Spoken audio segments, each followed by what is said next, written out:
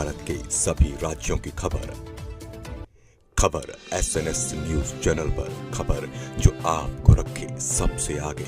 दिनांक 26 नवंबर 2024 को उद्योग व्यापार प्रतिनिधि मंडल के राष्ट्रीय अध्यक्ष संदीप अग्रवाल सोनी के नेतृत्व में व्यापारियों ने जिलाधिकारी को संबोधित ज्ञापन ज्वाइंट मजिस्ट्रेट को सौंपा। तिलक नगर कॉलोनी स्थित व्यापार मंडल कार्यालय से शुरू हुआ यह आयोजन रामपुर कचहरी में संपन्न हुआ। राष्ट्रीय अध्यक्ष संदीप अग्रवाल सोनी ने ज्ञापन में नगर पालिका की कार्य प्रणाली पर गंभीर आरोप लगाए। उन्होंने बताया कि राहे मुर्तजा रोड पर रमा सिंगल अस्पताल के सामने लगभग 38 वर्षों से लघु व्यापारी अपनी आजीविका चला रहे हैं। इन व्यापारियों को नगर पालिका द्वारा आवंटन दिया गया था और उन्होंने वर्ष 2025 तक का किराया भी जमा कर रखा है।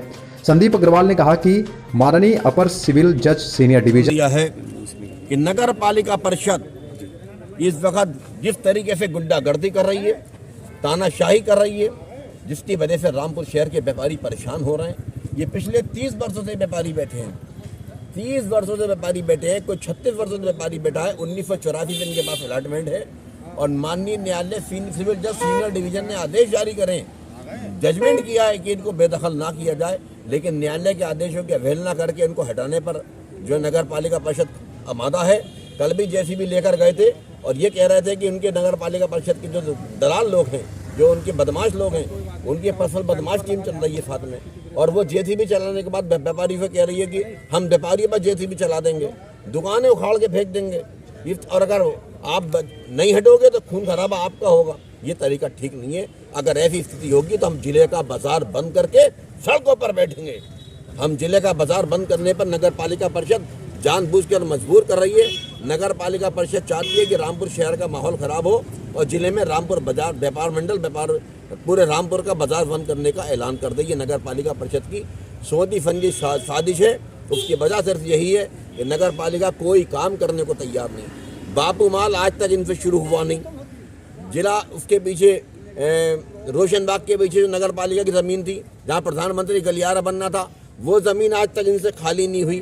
कोई काम शबाब गेट पर भूत बंगला फिकतरी गोडी पर कब्जा हटना था, वो खाली नहीं हुआ। उसकी वजह यही है कि सबसे पैसा चाहिए। किसी से लाख रुपए महीना चाहिए, किसी 2 लाख रुपए महीने चाहिए, किसी 10 लाख रुपए चाहिए। ये बेचारे गरीब हमारे व्यापारी कहाँ से पैसा देंगे? लाख, 2 लाख, 10 लाख रुपए। मगर इस तरह की तानाशाही बर्दाश्त नहीं है। उन्हें इस मामले में समझना पड़ेगा। हमारी ये बात आप माननीय मुख्यमंत्री तक पहुँचाइए, उन्हें बताइए कि रामपुर की फर्जी पर किस प्रकार अत्याचार नगर पालिका परिषद कर रही है, और ये बात माननीय मुख्यमंत्री समझेंगे।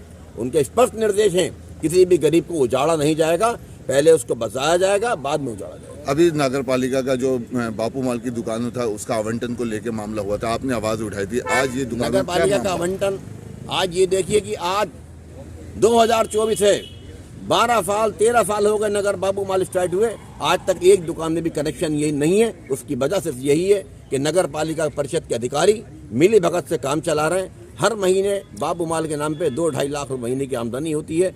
आज तक नगर पालिका परिषद के किराए में 100 रुपये का भी फंड जमा नहीं हुआ है। दुकानें सारी आवंटन हो गई, मगर 100 रुपये का फंड। उसकी वजह से यही है, ना कनेक्शन देना है और बैठे बैठे किराए में आधा किराया ले लेना है पर्सनल तरीके से। उसकी वजह ये है कि आज सुनसान बना है। हमारा ये कहना है, ना तो उन्होंने नगर बापू माल सही करा, ना भूत बंगला सही करा, और ना ही प्रधानमंत्री गलियारा रोशनबाग में बनना था, वो जगह अपने हैंड पे लेकर गलियारा बनाया, लेकिन गरीबों को उजाड़ना शुरू कर दिया। पहले इनको तबाही मचा दो। हमने ये देखा है कि कोई भी समस्या